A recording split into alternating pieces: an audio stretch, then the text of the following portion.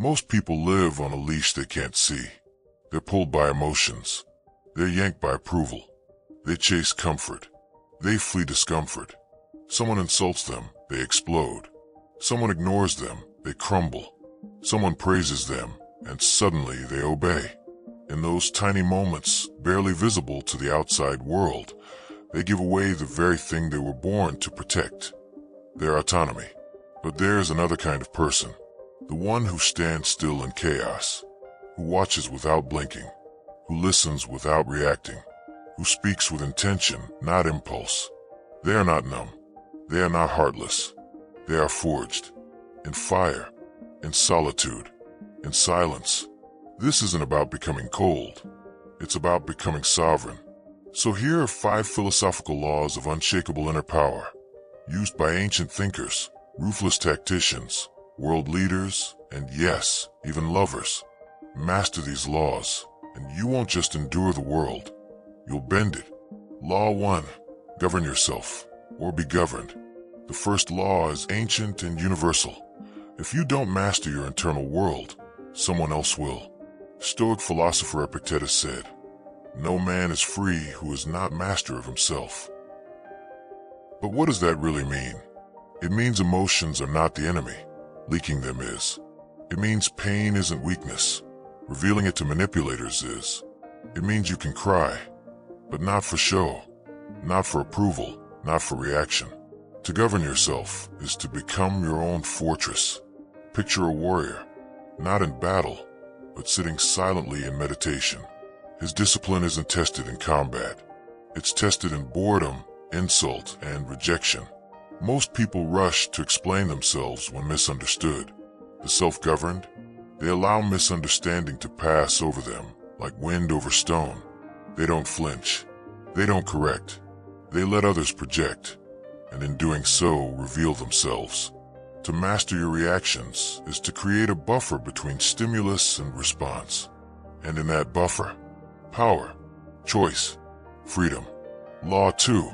Let fear serve you, not shape you. Fear isn't meant to control you. It's meant to inform you.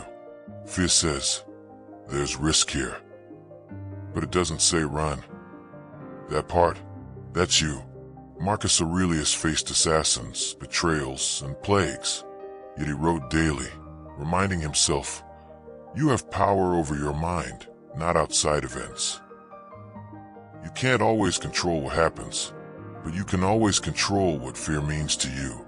There are 2 kinds of fear, the kind that builds imaginary monsters, and the kind that sharpens your sword. The untrained mind sees fear as a command. The trained mind sees it as a compass. Fear can be reframed as readiness, as alertness, as clarity. The key is not to deny fear, but to speak to it like an ally. Ask, what exactly am I afraid of? Who profits from my panic? Will this matter in 5 years? Fear loses its grip when you drag it into the light of logic. The philosopher king does not conquer fear by becoming fearless. He conquers it by making fear kneel to reason. Law 3. Give light carefully, withdraw it strategically. Humans crave attention, not just desire it, hunger for it. And in a world saturated with validation, the rarest currency is selective presence. Most people give love as if it's oxygen, but the wise person gives it as if it's fire, warm when close, deadly when uncontrolled.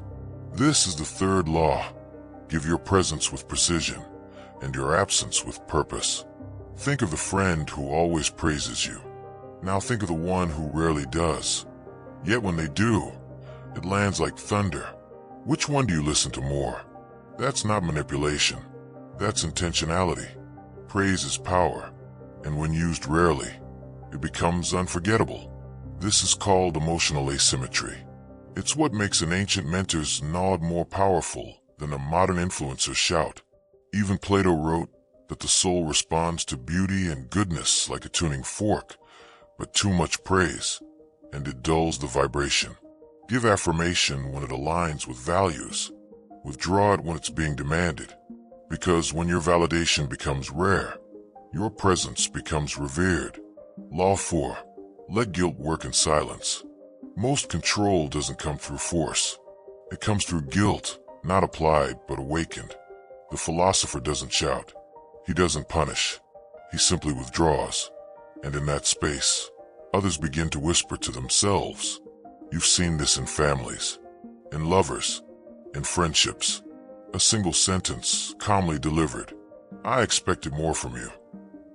Or worse, nothing said at all. Guilt isn't about accusation. It's about internal contradiction. A split in someone's identity. They thought they were kind, but acted selfishly. They thought they were loyal, but betrayed trust. And when you don't react, that contradiction echoes louder. Socrates never claimed superiority in argument. He simply asked questions. He let others arrive at their own guilt, and that realization changed them more than punishment ever could. The most powerful guilt is self-inflicted. But here's the twist. The wise don't use guilt to destroy. They use it to awaken, to build conscience, to spark growth. They don't twist the knife. They hand you the mirror. Law 5, strategy above sentiment. The final law is simple and brutal. Emotion feels real, but strategy creates results. Most people react to the world based on how they feel, but the philosopher reacts based on what moves the needle. This doesn't mean you kill your emotions. It means you don't obey them blindly. Seneca, a Stoic who lived under the thumb of Nero, once said, "No man was ever wise by chance." He knew that emotion leads to outrage. Strategy leads to outcome. Here's a test. When insulted, do you respond to reclaim pride, or stay silent to observe the attacker's weakness? When rejected, do you react with bitterness, or use it as an opportunity for recalibration?